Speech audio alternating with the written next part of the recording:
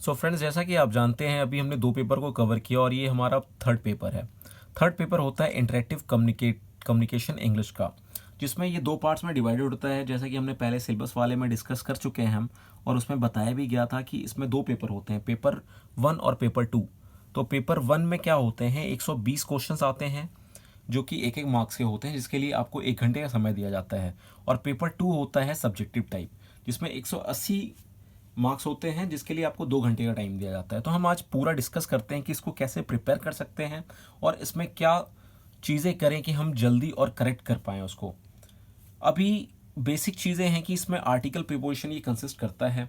इसमें होते हैं direct and indirect space, synonyms and antonyms, idioms and phrases, spelling rule होती हैं, करेक्ट करना पड़ता है सेंटेंस को, वन वर्ड सब्स्टिट्यूशंस होते हैं, फिलिंग द ब्लैंक्स होते हैं जो कि एक पैसेज में भरना पड़ता है। वैसे टाइप का फिलिंग द ब्लैंक्स आता है, एक कॉम्प्रिहेंशन टाइप होगा या पैसेज होगा, उसके अंदर आपको कुछ वर्ड्स चूज करके भरने पड़ते हैं। और है फिलिंग द ब्लैंक्स जो कि अप्रोप्रिएट मीनिंगफुल वर्ड्स के साथ भरने हैं। ये हो गए आपके पार्ट 1 के। तो हम पार्ट 1 पे जोर देते हैं क्योंकि जैसा कि हम जानते हैं कि अगर इसमें आपके इंग्लिश के पेपर आप क्लियर नहीं करते हैं तो फिर आपको आगे कंसिडर नहीं किया जाता है। तो जैसा कि आर्टिकल से आपको 10 क्वेश्चंस मिलते हैं जो कि 10 नंबर के होते हैं। सो आर्टिकल को कैसे कवर करें? आर्टिकल के लिए बेसिक है, एक तो हमने पहले पढ़ा था कि ए ई आई ओ यू के बारे में। तो A E I O U is not a successful for nowadays. ये बेसिक चीज़ थी, वो सक्सेसफुल नहीं है। अभी है अ आ ई ए उ।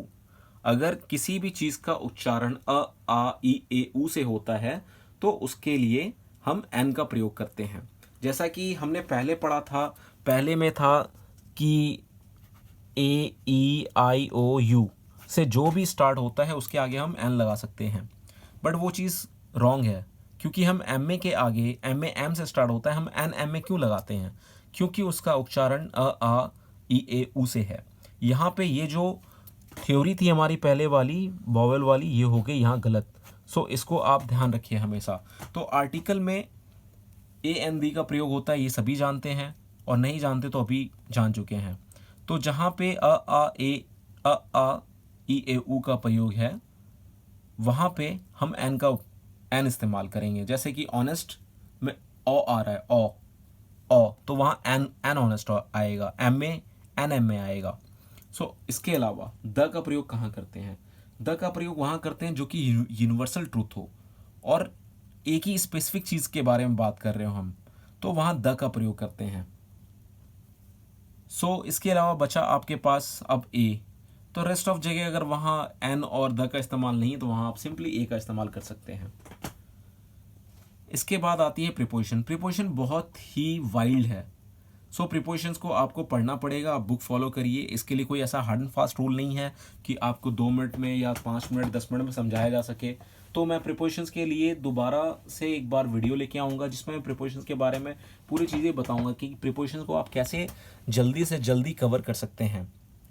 इसके बाद डायरेक्ट एंड इनडायरेक्ट स्पीच, इसमें इसके भी मैं अलग से क्लासेस लूँगा जिसमें मैं बताऊँगा कि आप डायरेक्ट एंड इनडायरेक्ट स्पीच को कैसे ईजिली कैरी कर सकते हैं जिसमें आपको प्रॉब्लम्स ना आए डायरेक्ट और इनडायरेक्ट के लिए।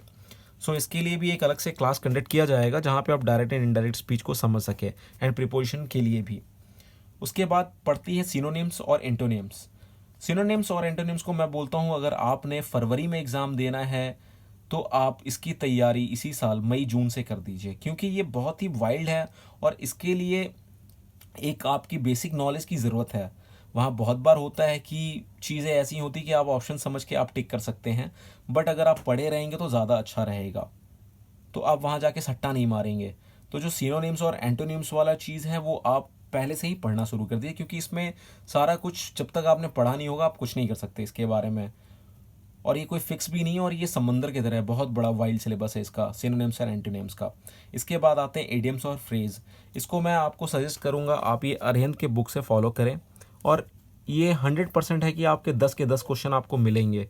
इसके भी 10 के 10 आपको मिलेंगे, इसके भी 10 के 10 आपको मिलेंगे अगर आप थोड़ी सी तैयारी करेंगे इसमें तो। और यहाँ ये अरिहंत के बुक को फॉलो करिए, इसके लिए कुछ नहीं है अलग से, इसके लिए अरिहंत का बुक ही सब कुछ है। इसके बाद आती है स्पेलिंग रूल। स्पेलिंग रूल के लिए आप न्यूज़पेपर को फॉलो करें, इसमें बहुत सारे स्पेलिंग आते हैं और वो बहुत बेसिक स्पेलिंग्स पूछते हैं। सो अगर आप न्यूज़पेपर फॉलो कर रहे हैं तो फिर कोई प्रॉब्लम नहीं है स्पेलिंग रूल के लिए। स्पेलिंग रूल आप इजीली क्रैक कर सकते हैं, यहाँ भी आपके 10 के 10 नंबर आपके पास होंगे। इसके बाद करेक्ट सेंटेंस। करेक्ट सेंटेंस का भी कोई हार्ड एंड फास्ट रूलिंग नहीं है। करेक्ट सेंटेंस में PQRMS के हिसाब से दिया रहता है। तो एक चीज़ आप हमेशा गौर कीजिएगा, जैसे ही सेंटेंस शुरू होता है तो सेंटेंस का हम जो पहला वर्ड स्टार्ट करते हैं वो कैपिटल में होता है। तो वहाँ आपको थोड़ी से बेसिक नॉलेज का ज़रूरत है और थोड़ा दिमाग खोल के काम करना है वहाँ पे। जैसे इसके बारे में क्लास कंडक्ट करके आपको वैसे बताऊंगा करेक्ट सेंटेंस के बारे में, फिर भी मैं आपको मोटा मोटा भी बता देता हूँ इसका क्या है। जो भी सेंटेंस की स्टार्टिंग होगी उन चारों में से उनमें से फर्स्ट वन कैपिटल में होगा और आपको पढ़ के उतनी आइडियाज़ लग जाते हैं कि आप क्या करेंगे। वहाँ पे अगर लिखा होगा इज़ राम बॉय तो आपको पता है कि राम इज़ अ बॉय होगा वहाँ पे। तो सेंटेंस ऐसे ही आते हैं, बहुत ही कॉम्प्लिकेटेड सेंटेंसेस नहीं होते हैं। तो बट इसमें एक चीज़ है कि टाइम कंज्यूमिंग बहुत चीज़ है, और मैं आपको टाइम मैनेजमेंट में बताऊंगी कि आप टाइम मैनेजमेंट कैसे कर सकते हैं, कौन से क्वेश्चन को पहले अटेंड करना है, कौन से क्वेश्चन को बाद में अटेंड करना है इसमें। तो करेक्ट सेंटेंस भी आप कर लेंगे।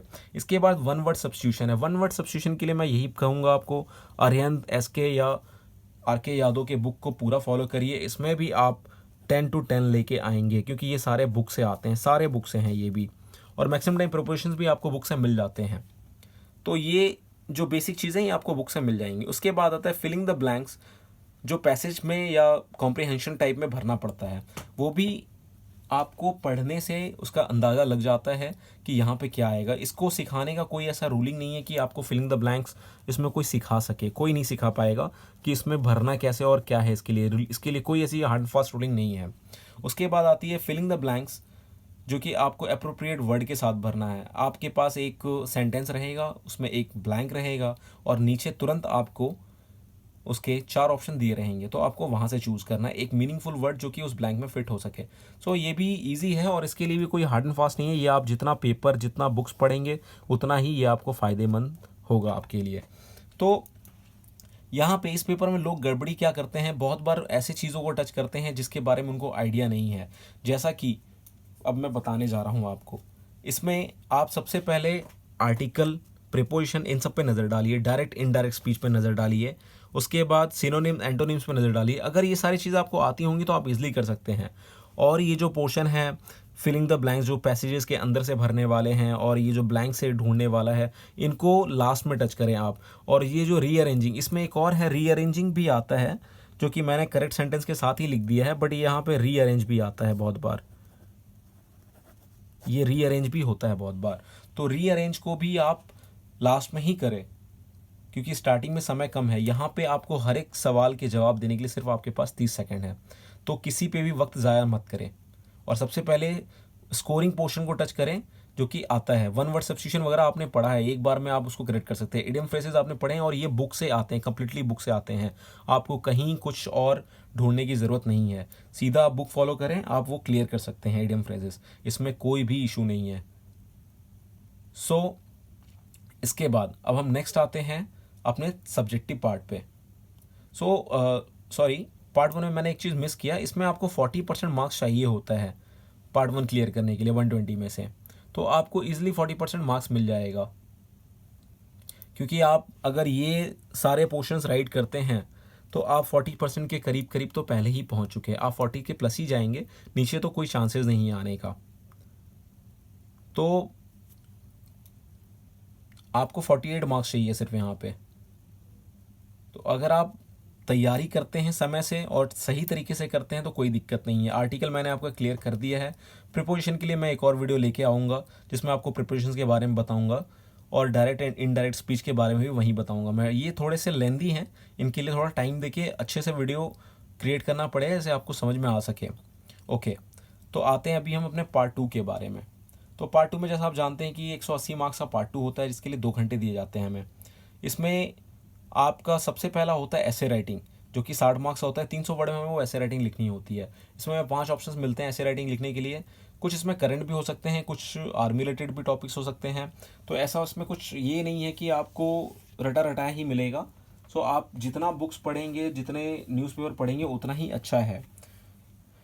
बहुत बार इसमें अच्छे टॉपिक्स मिल जाते हैं जैसे सोलर एनर्जीज़ के बारे में। तो इसके लिए अगर आप जितना बुक पढ़े रहेंगे, जितना आपको बाहर के बारे में नॉलेज रहेगा, उतना अच्छा आप कर सकते हैं। लाइक अभी कुछ दिन पहले एक इंसिडेंट हुआ था रोहिंग्या क्राइसिस वाला, इसके ऊपर भी पूछे गए थे इससे पहले ग्लोबल टेररिज्म के बारे में। तो जैसे भी टॉपिक्स होते हैं, अगर आप थोड़ा बहुत भी बुक और न्यूज़ फॉलो करते हैं, पेपर फॉलो करते हैं, तो आप इजीली ये लिख सकते हैं। इसके लिए कोई हार्ड एंड फास्ट नहीं है, बस अपनी ग्रामर को ठीक रखिए और लिखते जाइए। इसके लिए कुछ नहीं है, आपके बस जो भी इंफॉर्मेशन दिमाग में है उसको पेपर में नोट डाउन कर दीजिए। इसके बाद आता है अगला आपका लेटर राइटिंग। सो आपको वहाँ भी 4 ऑप्शन दिए होते हैं लेटर राइटिंग में, आपको एक उसमें से लेटर लिखना होता है। चाहे वो आप उसमें बहुत सारे टाइप के लेटर होते हैं, एक एडिटोरियल लेटर होता है, एक पर्सनल लेटर होता है, एक फॉर्मल लेटर्स होते हैं। तो आपको ऐसे सारे लेटर्स को देखना है कि आप कौन से लेटर को एडिक्वेट समझते हैं और कौन से को अच्छे से लिख सकते हैं। तो लेटर राइटिंग कंसिस्ट करता है 30 मार्क्स। और उसके बाद आता है कॉम्प्रीहेंशन।